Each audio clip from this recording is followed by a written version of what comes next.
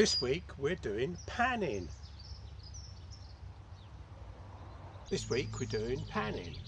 Which is a technique of taking a picture of a moving object and having the background slightly blurred. You probably do it already, but there's techniques which can improve it and bring it along. I shall go through each stage and hopefully it will shed some more light on it and you'll get better results. When we do panning, it's as easy to use the shutter priority mode, which is TV, or S if it's a Nikon. You don't really need to use manual, you can do, but we'll keep it simple today. Right, speeds. How we're gonna cope with different speeds. If you put the camera onto TV or S, depending which model you've got, it's going to allow you to control the speed and the ISO. So what I normally do is, it's a lovely bright day, so we're going to start with ISO 100 because it's just out of the way then, and then you can concentrate on the speed. We might have to change the ISO depending on the weather conditions and how light and dark it is inside the camera, but that's what we're going to start with. It's one of those things you're going to have to feel as you go along a little bit. You might have to just change the settings because there's not one particular setting I can say this is really going to work. But there's lots of, it's not very difficult to do and to do it well. The hardest bit is actually not the settings at all, it's actually the movement. So I've first put the camera onto shutter priority and say we're going to take a picture of a bird. If it's in flight, which is the idea of like if you're doing a panning picture, or it's going to be medium to slow.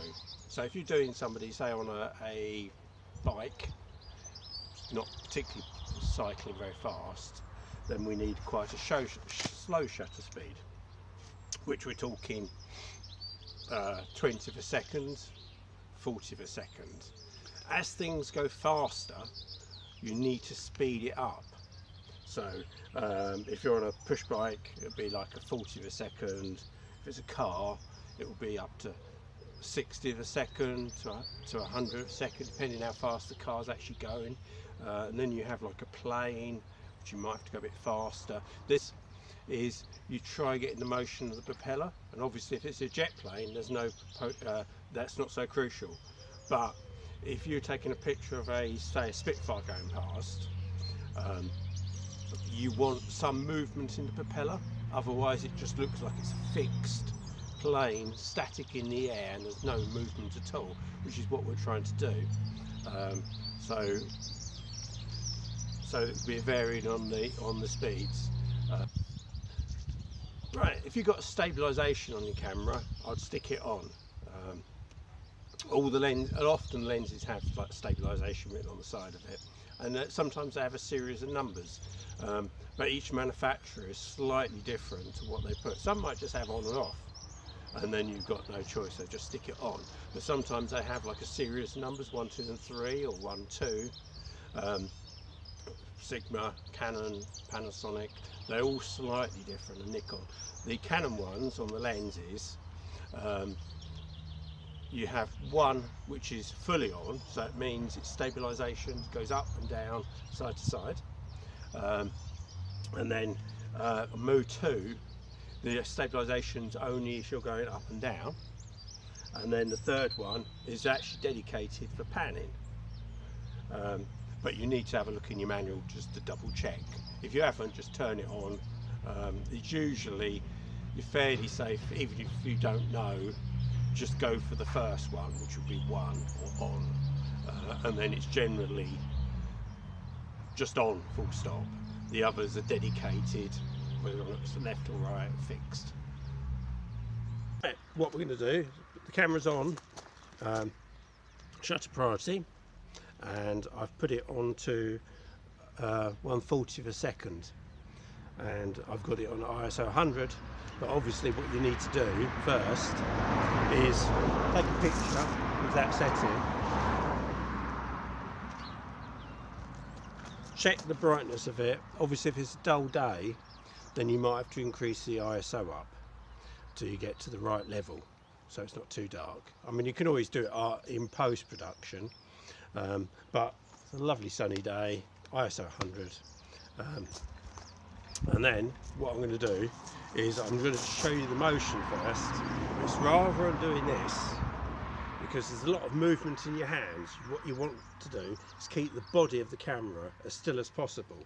So elbows in against your body. I know it sounds silly, elbows against your body, holding the camera, then it's rigid, right? There's less movement in the camera and you're moving your hips, right? So even if you haven't done a workout this morning, you could do a workout just by doing a bit of camera panning. So what you're doing is holding your elbows against your belly, camera rigid, and moving that way. You move it, swaying your hips. That way the camera's going to be much more stationary. And another point of contact, if you've actually got it against your eye, if you've got a viewfinder and you're using it against your eye, it's another point of contact. It's keeping the body of the camera stationary. So that's quite good as well. So this motion, you actually keep, because we were talking previously about keeping pictures that's nice and sharp. We still want to keep the picture nice and sharp, but you've gone way below the normal speed you would like to be using. It's in your camera, it's the next stage before we do it. Obviously each camera has got a slight different focus names on the back of them, but basically they'll do the same job. On the Nikons it's autofocus C, which is continuous focus. The Canon one has AF servo, and obviously most of the other manufacturers have if you're not check your handbook, but generally it's along the same thing. What you want a continuous focus on the same spot. So the idea is when you're panning, don't really like back to the camera, hang on, we're actually focusing, and what we want is to start taking the picture when the object's directly in front of us, right? That way it's going to be you get the maximum amount of blur, the least amount of effort, and also it gives you a chance to get the focus right. So what we do is, as the object approaches in from this side, you line it up in your camera, half press your focus button down so it focus locks on it, and then it gives you a chance to carry on moving it until it gets directly in front of you. That's the point you take your picture. We just want one shot. We don't want continuous pictures, we just want one shot. So you take your picture there, but even after you've taken the picture, carry on moving through as if you're still taking the picture, because it will carry on those few milliseconds or seconds. Will keep the picture sharp, and you keep yourself fluid as well. So what you're doing is focusing on the object, and as it moves past, take picture now and then carry on.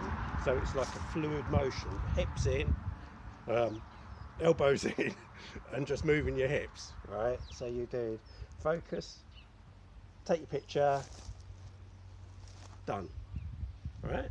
You can hear I'm setting bits in coming past as practicing. As you see, it's a fairly busy road here, but it's quite easy just to stand back a little bit, and you're not actually intrusive anyone, you're not doing anything you shouldn't be doing. I thought it was going to be spectacular, a helicopter comes past low and I'll just take one, but it's not, it's going the other way. As my busy road, you can see, just when you need some traffic there isn't any. But the camera's all primed for just taking a picture on the road. Obviously if the objects are going faster, then you can adjust the speed to go faster, if you know what I mean. I can hear somebody coming.